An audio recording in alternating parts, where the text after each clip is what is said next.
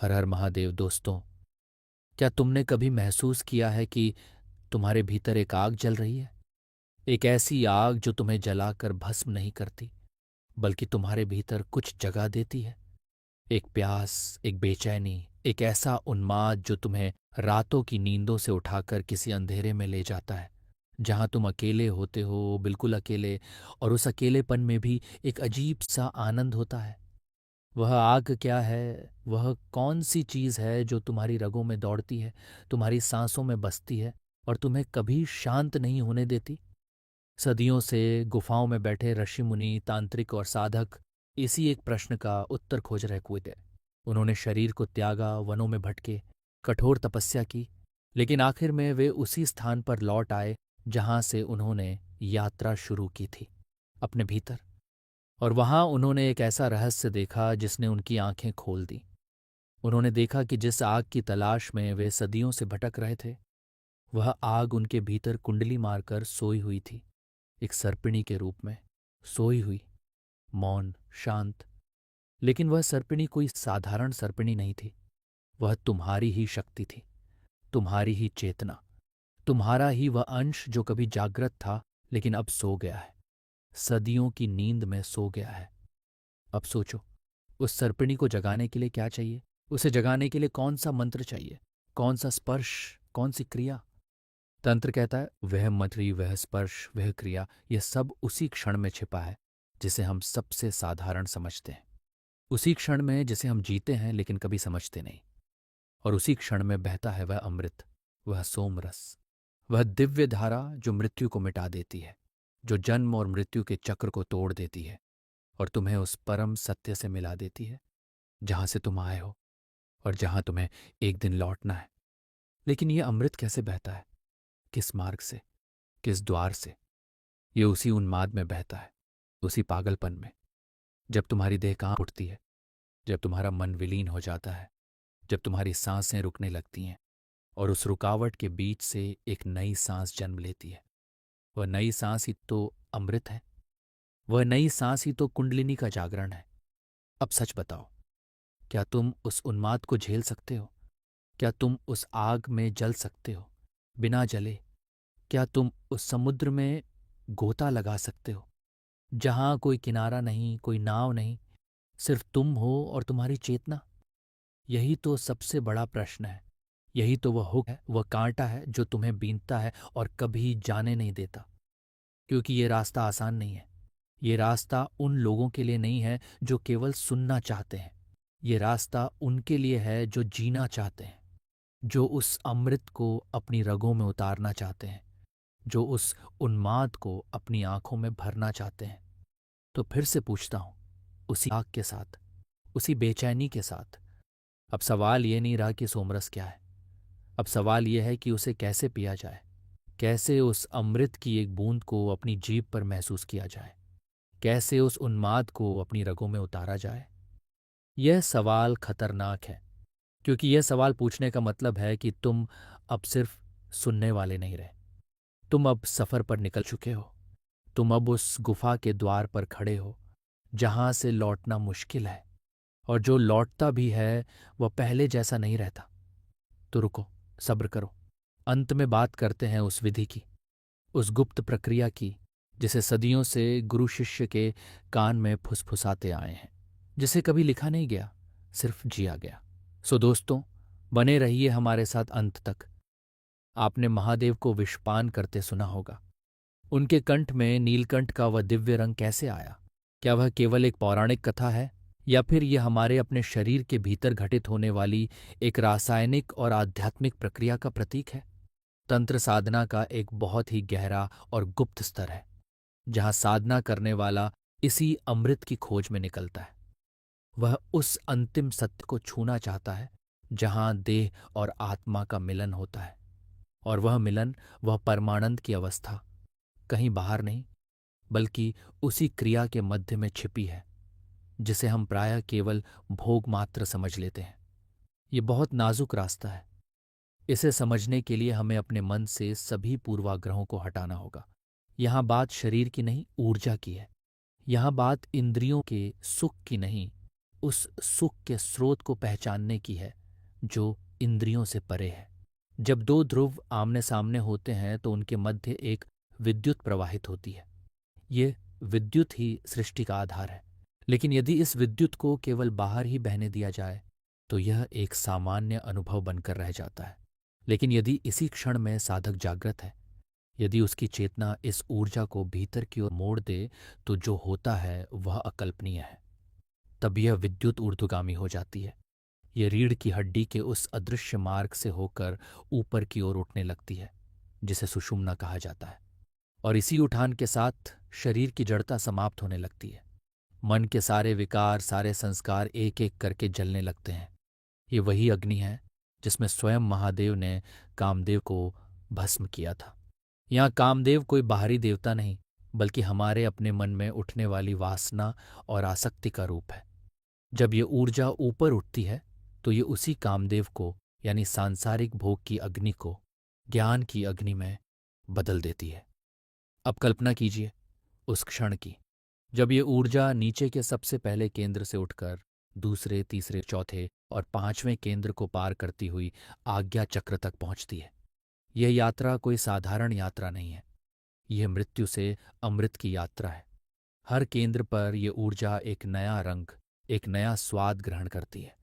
और जैसे ही यह सहस्रार यानी सिर के शिखर पर स्थित उस सहस्त्रदल कमल तक पहुंचती है, वहां एक अद्भुत घटना घटती है। वहां ये ऊर्जा जो अब तक अग्नि के समान प्रचंड थी, शीतल हो जाती है। वह प्रचंड गर्मी एक अमृत की धारा में बदल जाती है। ये वही अमृत है जो विषपान के बाद प्रकट हुआ था। इस पूरी प्रक्रिया में जो सबसे महत्वपूर्ण क्षण होता है वह है उस अंतिम बिंदु का स्पर्श, जब नीचे से उठी हुई ऊर्जा ऊपर उस शाश्वत चेतना से मिलती है। इस मिलन को ही तंत्र में परम यज्ञ कहा गया है। इस यज्ञ में आहुति क्या है? आहुति है साधक का संपूर्ण अहंकार, और इस यज्ञ से जो निकलता है वह है अमृत की अविरल धारा। यह अमृत किसी बर्तन में नहीं बहता, यह तो साधक के हर रोम रोम से बहने लगता है। उसकी आंखों में एक अलौकिक चमक आ जाती है। उसकी वाणी में माधुर्य और शक्ति दोनों भर जाते हैं। उसका स्पर्श ही एक मंत्र बन जाता है। लेकिन यह अवस्था इतनी सहज नहीं है। इसके लिए जो साधना चाहिए वह अत्यंत कठिन और गुप्त है। ये कोई शारीरिक क्रिया नहीं है, ये तो चेतना का पूर्ण परिवर्तन है। जिस क्षण में सामान्य मनुष्य भोग का अनुभव करता है, उसी क्षण में एक साधक समाधि का द्वार खोल लेता है। अंतर केवल जागरूकता का है। जहां एक व्यक्ति ऊर्जा को बाहर गिरा देता है और क्षीण हो जाता है, वहीं दूसरा उसी ऊर्जा को ऊपर उठा लेता है और अमर हो जाता है। यही तो रहस्य है। यही वह बिंदु है जहां से सारा जादू शुरू होता है। अब आप सोच रहे होंगे कि ये सब इतना आसान शब्दों में कह दिया गया, लेकिन असलियत में ये अनुभव कैसा होता है? तो आइए मैं आपको उस अनुभव के एक झलक की ओर ले चलता हूं। ये झलक आपको किसी बाहरी चीज से नहीं, बल्कि आपकी अपनी सांस से जुड़ने को कहती है, क्योंकि यह पूरी प्रक्रिया सांस पर ही टिकी है। जब सांस अंदर और बाहर आती जाती है तो उसके बीच में एक ठहराव है, एक शून्य है। तंत्र साधक उसी शून्य में प्रवेश करना सीखता है। उस क्रिया के चरम क्षण में जब सांसें तेज हो जाती हैं, उसी वेग के बीच यदि साधक उस एक पल के ठहराव को पकड़ ले तो वहीं से ऊर्जा की यात्रा शुरू हो जाती है। परंपराओं में एक कथा बहुत प्रचलित है। एक बार एक राजा था जो बड़ा ही विलासी था। वही हर सुख भोग चुका था, फिर भी उसके मन में एक अतृप्ति थी। एक दिन एक सन्यासी उसके दरबार में आए।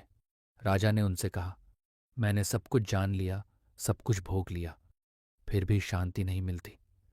सन्यासी मुस्कुराए और बोले, राजन, आपने सब कुछ भोगा, लेकिन वह सब कुछ बाहर था। उसे भोगते भोगते आप खोखले हो गए। अब भीतर देखो, वहां जो रस है उसे पियो। राजा ने पूछा, वह रस कैसे पिया जाता है? तब सन्यासी ने उसे एक अत्यंत गोपनीय उपाय बताया। उन्होंने कहा, जिस क्रिया में तुम सबसे अधिक शक्तिशाली होते हो, उसी क्रिया के शिखर पर जब तुम्हारा मन पूरी तरह से विलीन होने को हो, तब उस विलय से पहले वाले क्षण में अपनी चेतना को वहां टिकाओ जहां से यह अनुभूति उठ रही है।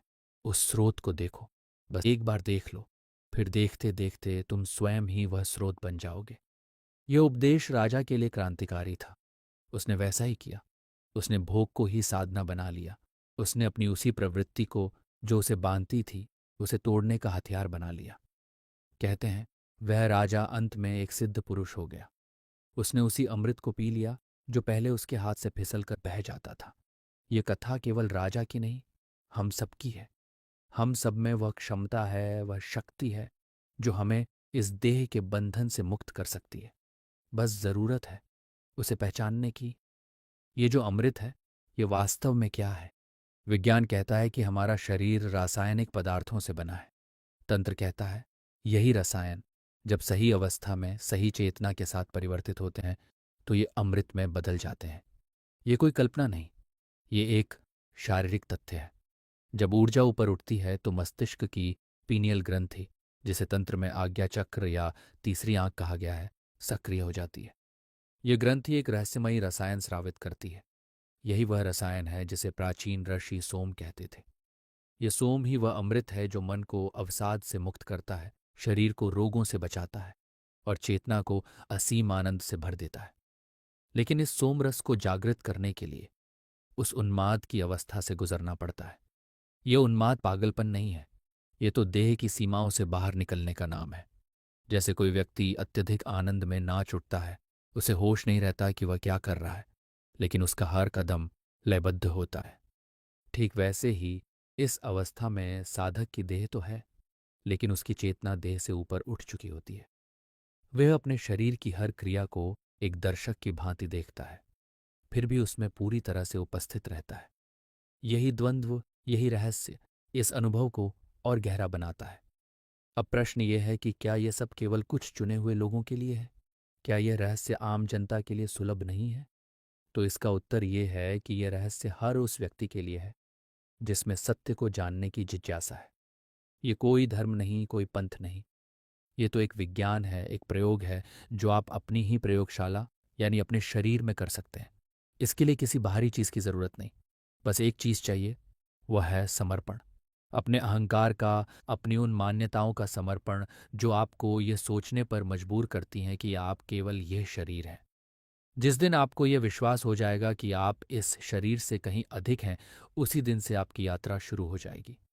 और फिर हर क्रिया, हर अनुभव आपके लिए सीढ़ी बन जाएगा, उस परम सत्य तक पहुंचने की सीढ़ी। ये मार्ग कठिन है, लेकिन असंभव नहीं। इस मार्ग पर चलने वाला कभी खाली नहीं लौटता, चाहे वह परम अमृत को प्राप्त करे या न करे। लेकिन इस मार्ग पर उठाया गया हर कदम उसे पहले से कहीं अधिक शक्तिशाली, अधिक शांत और अधिक आनंदित बनाता है। तो क्या आप तैयार हैं उस गुफा के भीतर झांकने के लिए? अब बात करते हैं विधि की। कैसे पिनिए सोमरस? पहली बात, सोमरस कोई शराब नहीं है जो तुम बाजार से खरीद लोगे। यह कोई बाहरी पदार्थ नहीं है, यह तुम्हारे भीतर ही बनता है, तुम्हारी ही ग्रंथियों से स्रावित होता है, तुम्हारी ही चेतना से प्रकट होता है। तो पीने के लिए सबसे पहले चाहिए प्यास, सच्ची प्यास। वह प्यास जो तुम्हें बेचैन कर दे, वह प्यास जो तुम्हें रात में जगाए, वह प्यास जो तुम्हारे हर सुख को फीका कर दे। जब तक ये प्यास नहीं जगती, कोई अमृत नहीं बहता। दूसरी बात, चाहिए शून्य, खालीपन। तुम्हारे भीतर जितने भी विचार हैं, उतनी ही इच्छाएं हैं, उतने ही भय हैं, यह सब एक तरफ रखना होगा। यह सब वह पत्थर हैं जो उस स्रोत को ढके हुए हैं। इन पत्थरों को हटाना होगा, तभी अमृत फूटेगा। लेकिन ये पत्थर हटते कैसे हैं? ये विचार मिटते कैसे हैं? ये इच्छाएं खत्म होती कैसे हैं? यहां तंत्र का सबसे गहरा रहस्य आता है। तंत्र कहता है इन्हें मिटाओ मत, इनसे भागो मत, इनका दमन मत करो, बल्कि इन्हीं का इस्तेमाल करो। इन्हीं विचारों को, इन्हीं इच्छाओं को, इन्हीं भयों को ईंधन बनाकर उस आग को जलाओ। ये बात समझो, जो चीज तुम्हें बांधती है वही चीज तुम्हें मुक्त भी कर सकती है। बस चाबी का रुख बदलना होता है। ताला वही है, चाबी वही है, बस घुमाने की दिशा बदल जाती है। अब आती है असली क्रिया की बात, वह क्षण, वह पल जब यह सब घटित होता है। तुम जानते ही हो कि शरीर में कुछ ऐसे क्षण आते हैं जब ऊर्जा अपने चरम पर होती है, जब देह में एक अलग ही तरंग दौड़ती है, जब सांसें तेज हो जाती हैं, जब मन पूरी तरह से उस एक बिंदु पर केंद्रित हो जाता है। वह क्षण, वही द्वार है। अधिकतर लोग उस क्षण को आते ही खो देते हैं। जैसे ही वह लहर उठती है वे उसे बाहर बहा देते हैं, वे उसे गिरा देते हैं। वह जो ऊर्जा थी वह बाहर चली जाती है और वे खाली हो जाते हैं, थके हुए, क्षीण। लेकिन साधक कुछ और करता है। जैसे ही वह लहर उठती है, जैसे ही वह उन्माद आता है, वह साधक सजग हो जाता है। वह उस लहर को पकड़ लेता है, वह उसे बाहर नहीं जाने देता, वह उसे रोक लेता है, वह उसे दबा लेता है और फिर उसी शक्ति से, उसी वेग से वो उसे ऊपर की ओर धकेलता है। ये बहुत नाजुक क्षण है। ये बिल्कुल वैसा ही है जैसे कोई तीरंदाज धनुष की डोरी को खींचता है। वह जितना जोर से खींचता है, तीर उतनी ही दूर तक जाता है। लेकिन अगर वह खींचकर छोड़ न दे तो तीर कहीं नहीं जाता। ठीक वैसे ही उस चरम क्षण में अगर तुम ऊर्जा को बाहर छोड़ दोगे तो वह समाप्त हो जाएगी। लेकिन अगर तुम उसे रोक लोगे और उसी बल से उसे भीतर की ओर, ऊपर की ओर धकेल दोगे, तो वह रीढ़ की हड्डी के उस अदृश्य मार्ग से होकर ऊपर उठने लगेगी। और जैसे ही वह ऊपर उठती है, एक अद्भुत घटना घटती है। नीचे का केंद्र जहां से यह ऊर्जा उठी थी खाली हो जाता है और वह खालीपन, वह शून्य एक चुंबक की तरह काम करता है। वह ऊपर से एक अमृत धारा को नीचे खींचता है। हाँ, यही रहस्य है। नीचे की ऊर्जा जब ऊपर उठती है तो ऊपर से अमृत नीचे उतरता है। ये दो धाराएं हैं, एक ऊर्ध्वगामी, एक अधोगामी। और जहां ये दोनों मिलती हैं वहीं परमानंद का सागर उमड़ता है। अब ये अमृत कहाँ से आता है? ये ऊपर क्या है? ऊपर है सहस्रार, वह सहस्रदल कमल। वहां तुम्हारे सिर के ठीक ऊपर एक अथाह सागर है चेतना का। वहां शिव विराजते हैं। वह शुद्ध चैतन्य, वह नित्य, शाश्वत, अविनाशी। नीचे सबसे निचले केंद्र में कुंडलिनी सोई है, वह आद्य शक्ति, वह जगत जननी। जब ये दोनों मिलते हैं, शिव और शक्ति, चेतना और ऊर्जा, तो जो आनंद उत्पन्न होता है वही सोमरस है, वही अमृत है। और यह अमृत केवल एक बूंद नहीं बहता, ये तो धारा बहती है। ये तुम्हारे मस्तिष्क की हर कोशिका को भिगो देती है। ये तुम्हारी आंखों से झरता है, ये तुम्हारे रोम रोम से फूटता है। तुम स्वयं अमृतमय हो जाते हो। लेकिन यह सब एक दिन में नहीं होता। यह साधना चाहिए, अभ्यास चाहिए, धैर्य चाहिए। तो चलो एक छोटा सा अभ्यास करते हैं। अभी, इसी क्षण अपनी आंखें बंद करो, गहरी सांस लो, धीरे धीरे अपना ध्यान अपनी रीढ़ की हड्डी के बिल्कुल नीचे ले जाओ। वहां उस त्रिकोण में बस कल्पना करो कि एक छोटा सा दीपक जल रहा है, एक छोटी सी लौ, स्थिर, शांत। अब धीरे धीरे सांस लो और कल्पना करो कि उस सांस के साथ वह लौ थोड़ी और तेज हो रही है, थोड़ी और गर्म हो रही है, उसकी लपटें ऊपर उठ रही हैं। धीरे धीरे सांस के साथ वह लौ ऊपर उठती है, रीढ़ के सहारे, धीरे धीरे, एक एक कदम, एक एक केंद्र। जैसे जैसे वह ऊपर उठती है, तुम महसूस करो कि तुम्हारा शरीर हल्का हो रहा है, तुम्हारे विचार शांत हो रहे हैं, एक गहरी शांति छा रही है। और जब वह लौ सबसे ऊपर सिर के शिखर पर पहुंचती है, तब रुक जाओ, वहीं ठहर जाओ। बस देखो, उस लौ को देखो, उस प्रकाश को देखो। और फिर कल्पना करो कि उस प्रकाश से, उस लौ से अमृत की बूंदें टपक रही हैं, शीतल, मधुर, दिव्य। वह अमृत नीचे उतर रहा है, तुम्हारे मस्तिष्क पर, तुम्हारे माथे पर, तुम्हारी आंखों पर, तुम्हारे गले पर, और धीरे धीरे पूरे शरीर में फैल रहा है। बस कुछ क्षण इसी अवस्था में रहो, इस अमृत वर्षा को महसूस करो, इसे पी लो अपनी हर कोशिका से। ये छोटा सा अभ्यास है, लेकिन ये उस महायात्रा की पहली सीढ़ी है। जितना अभ्यास करोगे उतनी ही यह धारा मजबूत होगी, उतना ही यह अमृत तुम्हारे भीतर बहेगा। और फिर एक दिन ऐसा आएगा जब तुम्हें इस अभ्यास की भी जरूरत नहीं रहेगी। फिर तो हर सांस में, हर पल में यह अमृत बहेगा। फिर तुम स्वयं ही अमृत हो जाओगे। यही तो रहस्य है, यही तो मार्ग है, यही तो सोमरस पीने की विधि है। बस एक बात और, तो दोस्तों, अगर स्त्री सोमरस खुद पिए तो क्या होता है? स्त्री को सोमरस पीना कोई साधारण पीना नहीं है। ये तो उस आग को पीना है जो जलाती नहीं बल्कि जला डालती है। ये तो उस समुद्र में कूदना है जहां किनारा नहीं सिर्फ गहराई है और गहराई। और जब स्त्री यह अमृत पीती है तो जो उन्माद उस पर छाता है वह अलौकिक होता है। वैसा उन्माद शायद ही कभी किसी पुरुष पर छाया हो, क्योंकि स्त्री तो स्वयं ही सृष्टि की जननी है। उसके भीतर वह गर्भ है, वह रचना का केंद्र है। और जब उसी केंद्र में अमृत की बूंद गिरती है तो पूरा ब्रह्मांड हिल जाता है। वह उन्माद कैसा होता है, वह कैसा दिखता है, वह कैसा महसूस होता है? पहला लक्षण है देह का विस्मरण। उस क्षण स्त्री को अपने शरीर का भान नहीं रहता। वह जानती है कि यह देह है, लेकिन यह देह अब उसकी नहीं है। ये देह तो एक वस्त्र मात्र है जिसे उसने पहन रखा है, और अब वह इस वस्त्र को उतारने को है।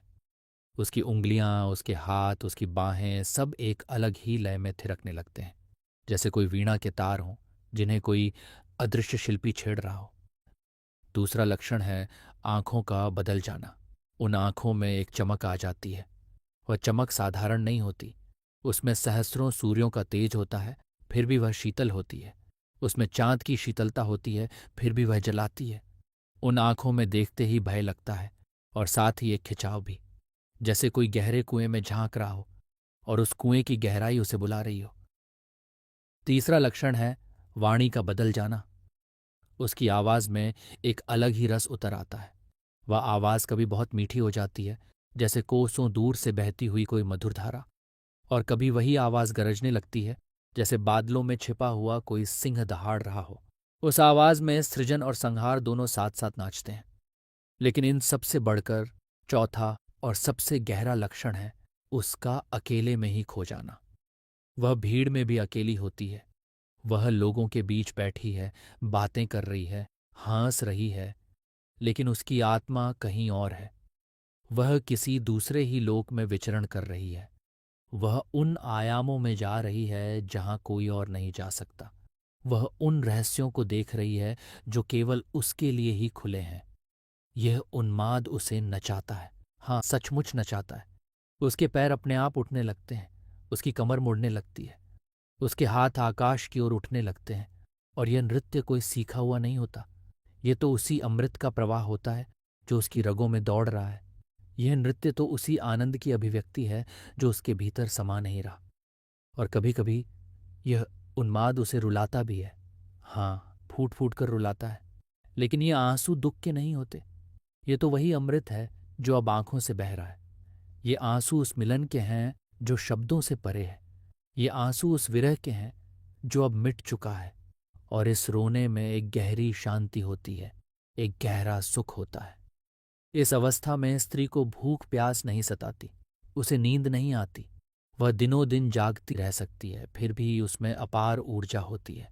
वह घंटों ध्यान में बैठी रह सकती है और उसे पता ही नहीं चलता कि समय कैसे बीत गया। वह घंटों आकाश की ओर देखती रह सकती है और उसे लगता है कि बस एक पल बीता है। ये उन्माद उसे वे सब दिखाता है जो आंखों से नहीं दिखते। वह लोगों के भीतर झांक लेती है। वह उनके विचार पढ़ लेती है। वह उनके दर्द को महसूस कर लेती है जैसे वह दर्द उसका अपना हो। वह के पेड़ पौधों से बातें करने लगती है। वह हवा में बहती खुशबुओं से संवाद करने लगती है।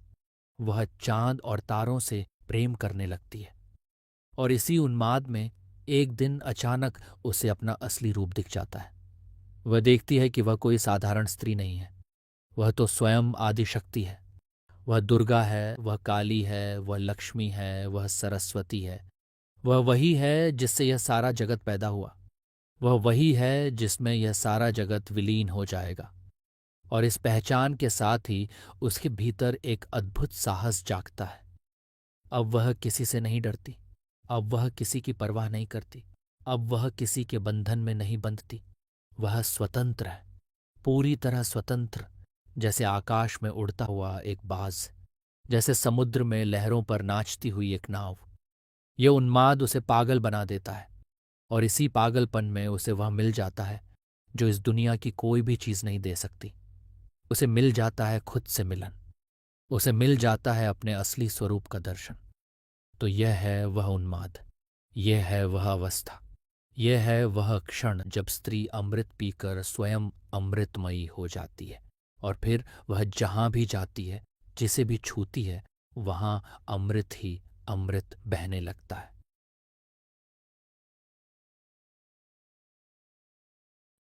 ये अमृत पीने के बाद तुम जो अनुभव करोगे वह शब्दों में नहीं कहा जा सकता।